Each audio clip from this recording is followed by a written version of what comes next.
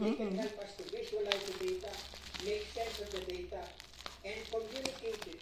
Kasama rin po dito ang Catholic Media Network, sila Father Francis Lucas, where we will also have radio programming where people like Mayor Benji, Secretary James, Bishop Colin, Mayor Joy, Mayor Vico, Mayor City, can talk about Ito sa araw lang. in a very sound and clear way. So, in Kasi other yung words, pagka-order mo, pakkalan. interruption in a Nasaan mo kasi ito? Ito may box pa sa loob.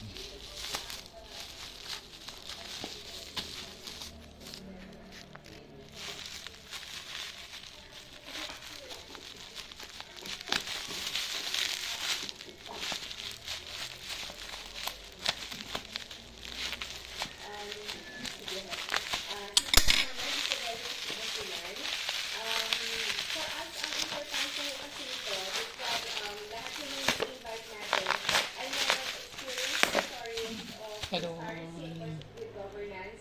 Kasi meron po actually existing mga mechanisms by which we can check yung mga projects. And of course, hindi lang itong flood control, but all other special infrastructure projects. Kaya kinukuha natin yung mga mechanisms ngayon, mga best practices ngayon para mas maikalat natin sa majority of our population.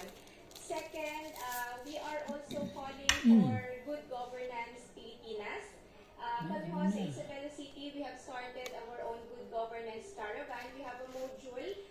Ina-explain ho natin to sa ating mga mamamayan because we believe na good governance must be a demand from the people. And for them to be able to demand that, dapat naiintindihan nila ano yon at sinishare ho namin yung module na yon para mas marami pa ho ang makaintindi at manawagan ng good governance. Wala yatang battery. So, I guess sa aming SGD, Charge na. dito na nag-uusap ako ng local government na magsagawa ng ating pong Pangit talaga ng boses Oo, ko. parang bata. submitted to the ICI. Ang ating pong investigation Okay. kasi